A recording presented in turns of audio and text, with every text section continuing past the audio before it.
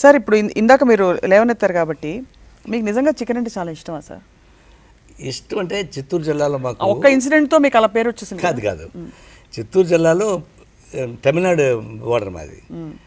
మామూలుగా పండగలు వచ్చినా తర్వాత నరక చతుర్దశి దీపావళి వచ్చినా కూడా పొద్దున్నే తలస్నానం చేసి ఇడ్లీ చికెన్ తిని అలవాటు. నాన్ వెజ్ అంతా బ్రేక్ఫాస్ట్ చేస్తాం. ఇప్పుడు కూడా సండేస్ నాన్ వెజ్ తీసుకుంటే బ్రేక్ఫాస్ట్ అని స్టార్ట్ చేస్తాం. ఈవెన్ టుడే అది అలవాటు ఉన్నమాట వాస్తవం. చికెన్ ఇడ్లీ ఉంటే ఇష్టంగా తిరిగి మాట వాస్తవమే. మావాడు చెప్తుంటుంది, నీ పొట్ట మీద నేను రీసెర్చ్ చేయాలని చెప్పేసి. ఎందుకంటే నువ్వు ఉప్మా పెడితే అంతగా తినిపోతావు, పూరి అయితే ఒక పూరి తినిపోతావు, ఇడ్లీ సాంబార్ అయితే 4 ఇడ్లు తింటావు, ఇడ్లీ చట్నీ అయితే 5 ఇడ్లు తింటావు, ఇడ్లీ చికెన్ అయితే 12 ఇడ్లు తింటావా? ఈ పొట్ట ఎట్లా పెరుగుతుంది అది అంటుంది. నువ్వు తింటే నీకు తెలుసు వెళ్ళిపోవని చెప్పేవాడిని. తినరా మీ ఆవిడ? ఆమె పెళ్ళైన తర్వాత తినేది కాదు. పెళ్ళైన తర్వాత మా బంధువులందరూ ఆమెను ఒత్తిడి చేసి తినిపించి ఏర్పాటు చేశారు. తింటుంది కానీ ఎక్కువ తిందు. అట్లా నాకు ఇష్టం మాట వాస్తవమే. కానీ ఎందుకు బయటకు వచ్చింది ఇది? ఆ చీరాల శనగంజాములో భూపాలనికి పోయినాం. ఆ భూపాల పాదయాత్ర ముందర అక్కడున్న ఫ్యామిలీ చిత్తూరు జిల్లాకు అనుకూలంగా ఉండేవాళ్ళు. వాళ్ళకి తెలుసు ఇడ్లీ చికెన్ తింటారని. నాతో పాటు ఒక 50 మందికి జర్నలిస్టులు మీరు అందరూ గుర్తున్నారు నాతో పాటు మంచిగా బాగా మెక్కారు. నేను తిన్నా సార్, మీరంటే మీ జాతమ్మా. ఆ నుంచి 20 కిలోమీటర్లు నడుచుకుంటూ వెళ్ళాము. ఇప్పుడు భూములు ఆక్రమించాము. సరే మరుసటి రోజు వచ్చేకాడికి నారాయణ గాంధీ జయంతి రోజు ఇడ్లీ చికెన్ తినని పెట్టేశారు. నేను ఇంటికాడికి వచ్చి పొద్దున్న చూస్తే పేపరు మావాడు తెచ్చే చూడు నీ ముఖం చూసుకో అని పేపర్ నా ముఖాన్ని పడేసింది. ఏంటని చూస్తే నా బొమ్మ చికెను. అరే గాంధీ జయంతి నిజంగా నేను మర్చిపోయినాం కదా, నాకు ఐడియా లేదు. నవ్వుకున్నారా సార్? ఫస్ట్ చూడంగానే కోపం వచ్చిందా? బాధ? నాకే కోపం రాలే, నేను ఎంజాయ్ చేశాను. అయితే గాంధీ జయంతి రోజు కదా కరెక్టే కదా, తెలియకుండా పోవడం ఏంటి అనుకున్నాను. అందుకే పొద్దున్న వచ్చి నేను పనిష్మెంట్ సెల్ఫ్ పనిష్మెంట్ కోసం 1 year దాకా నేను చికెనే కదా నెయ్యే నాన్ వెజ్ అని తిన్నా చెప్పేసి. అయ్యో బాబాయ్, అంత పెద్ద పనిష్మెంటే ఇచ్చుకున్నారు. 1 year హామీ ఇచ్చాను. 1 year తర్వాత ఫస్ట్ టైం మళ్ళీ చికెన్ తిన్నప్పుడు ఏమనిపించింది? కాదు, ఈ లోపల నేను తెలుసా, నేను మానేస్తే ఇక నా ఎంట ఈ ప్రెస్ వాళ్ళు కాపలాగాయన మొదలు పెట్టారు. ఈయన ఇచ్చిన హామీని నిలబెట్టుకుంటాడు లేదని. నేను మిర్యాలగూడలో మారుమూల ప్రాంతంలో పాదయాత్రకు పోయి ఒక ఇంటికి భోజనానికి పోయినాం. ఒక 100 మంది దాకా భోజనం చేస్తున్నాం. తెలంగాణలో నాన్ వెజ్ అంటే నానా రకాల నాన్ వెజ్ అని పెడతారు వాళ్ళు, అన్ని రకాల. వచ్చి పెట్టపోయారు. అంటే నాకు వద్దు సాంబార్ ఉంటే పోయమన్నా. సాంబారు ఎందుకు, ఇక్కడ ఎవరు లేదు సార్, ఈ ప్రెస్ వాళ్ళు ఎవరు లేదు సార్, తినండి సార్ అన్నారు. ప్రెస్ వాళ్ళ కోసం కాదు కదా, నాకు నేనే సెల్ఫ్ పనిష్మెంట్ ఇంపోజ్ చేసుకున్నా.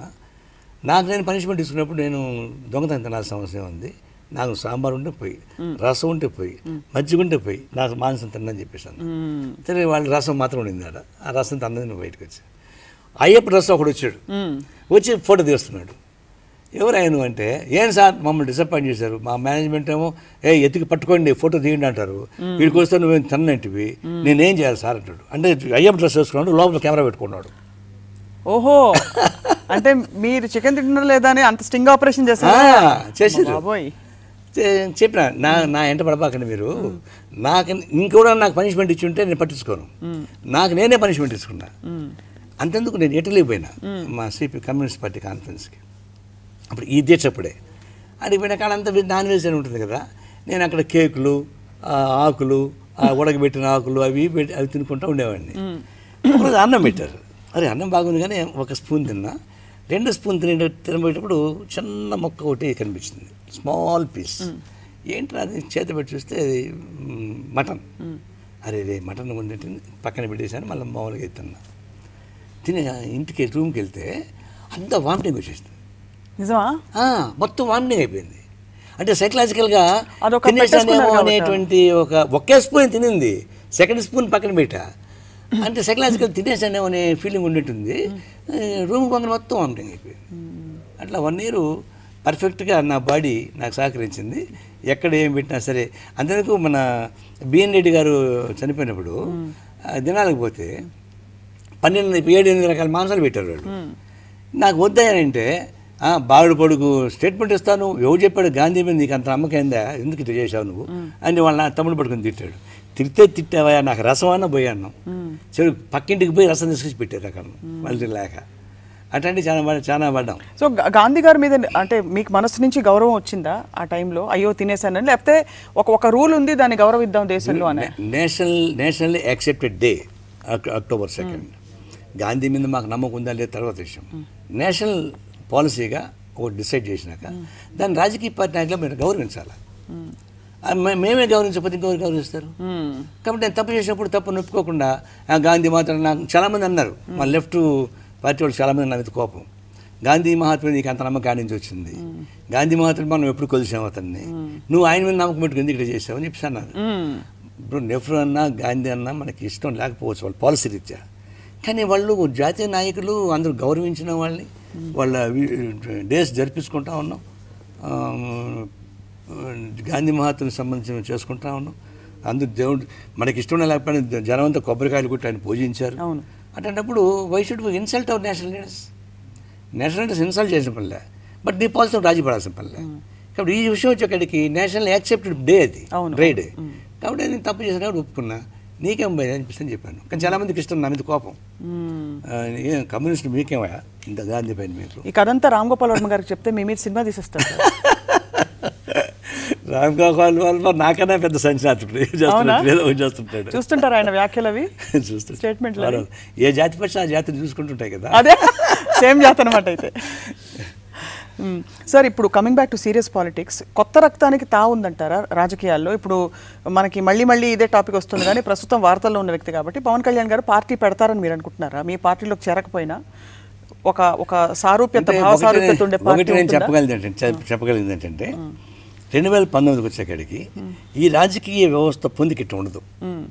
ఎందుకంటే టీడీపీ బీజేపీ ఈ సఖ్యత కానీ, లేకపోతే ఈ జగన్మోహన్ రెడ్డి వీళ్ళ సమస్యలు కానీ, ఇవన్నీ ఇప్పుడు జరుగుతున్న పరిణామాలు చూస్తుంటే జనం ఆలోచనలకి రాజకీయ పార్టీల ప్రవర్తనకి తేడా ఉంది. ఇది ఇట్లా ఉంటే రాబోయే రోజుల్లో ఈ కాంబినేషన్ నడవదు. జనానికి ఒక పరిష్కారం కావాలా? జనం పరిష్కారం కావాలంటే ఇప్పుడు ఉద్యమాలు జనం నుంచి వస్తాయి తప్ప నాయకులు వచ్చి ఉద్యమాలు పెట్టరు, జనం నుంచి ఉద్యమాలు వస్తాయి. అవును, రాజకీయాలు అనేక మార్పులు వస్తాయని నేను నమ్ముతున్నాను. ఆ రాజకీయ మార్పుల్లో పవన్ కళ్యాణ్ లాంటి వాళ్ళు కూడా ప్రత్యక్ష అవుతారని ఎక్స్పెక్ట్ చేస్తున్నాము. పవన్ కళ్యాణ్ ఇంకొకటి కావచ్చు, ఒక పవన్ కళ్యాణ్ చెప్పడంలా పరిస్థితులు పర్ఫెక్ట్గా తీసుకొచ్చినప్పుడు ఎవరైతే వాళ్ళు యాక్టివ్ ఉంటే వాళ్ళు లీడర్ అయిపోతారు. ఇప్పుడు ఎన్టీ రామారావు ఎట్లా రాజకీయాలకు వచ్చాడు, కానీ తర్వాత వచ్చిన ప్రజారాజ్యం పార్టీ సక్సీడ్ అవ్వలేదు కదా. వస్తుంది పోతాయి, నిలబెట్టుకోలేకపోతుంది. ఇప్పుడు ఎన్టీ రామారావు గారు పరిస్థితులు పరిపక్వ తట్టొచ్చాయంటే ఎవరిని పెట్టినా కాంగ్రెస్ పార్టీని ఓడించేస్తారనేటువంటి ఒక అభిప్రాయం వచ్చిన స్టేజ్ ఆయన రాజకీయాలు పెట్టారు. అదే ఆయన బలమైందంట. అంతే. ఆనాడు ఉన్న పరిస్థితుల్లో మీ ఎగ్జాంపుల్ విజయవాడ కమ్యూనిస్టులని డైరెక్ట్ ఎలక్షన్స్లో మేయర్ గెలిపించారు, విశాఖపట్నంలో బీజేపీని గెలిపించారు. అంటే జనం ట్రెండ్ కాంగ్రెస్ పార్టీ ఓడించడానికి సిద్ధంగా ఉన్నారు. ఆ టైంలో ఎన్టీ రామారావు వచ్చి రాజకీయ పార్టీ పెట్టడం మొత్తం ఆయన చుట్టూ చేరారు. కాబట్టి ఆ టైం ప్రకారం వచ్చాడు, కానీ ఆ టైం కాకుండా వచ్చి ఉంటే ఆయన ముఖ్యమంత్రి అయ్యేవాడు కాదు. తర్వాత ఆయన నిలబెట్టుకోలేకపోయాడుగా, 5 ఏళ్ళలో పోగొట్టుకున్నాడు కదా. మళ్ళీ అందువల్ల ఉద్యమాలు సృష్టిస్తాయి నాయకుల్ని. ఆ నాయకులు దాన్ని నిలబెట్టుకుంటారు లేదా, అది it depends on them. So అలా ఒక కొత్త పార్టీకి తావుందంటారు, ఒక కొత్త సంకీర్ణానికి మీరు అన్నారు కొత్త పార్టీ అని కొత్త కాంబినేషన్కి అవకాశాలు. కేంద్ర ప్రభుత్వం వీళ్ళంతా నాడిస్తుంది, వీళ్ళని బొక్కలు పెడదలుచుకుంటే పెట్టచ్చు, లేదంటే క్షమించి వదిలేయచ్చు, లేదంటే జీవితాలు బానిస నా దగ్గర బతుకుంటారని వెంటనే పెట్టుకోవచ్చు. ఇట్లది ఆడిస్తూ ఉంది. లేకపోతే చంద్రబాబు నాయుడు వాయిస్కి లండన్ పంపించాలన్నా గుర్తుపట్టడానికి రిక్షా ఉన్నట్టు చెప్పేస్తాడు. ఇది నాకు అర్థమే కాదు. ఇది మిమిక్రీ ఆర్టిస్టులు వచ్చారు కదా, వాళ్ళు చేశారని కదా, వాళ్ళ అన్నీ పట్టవచ్చు, పెద్ద కష్టం కాదు.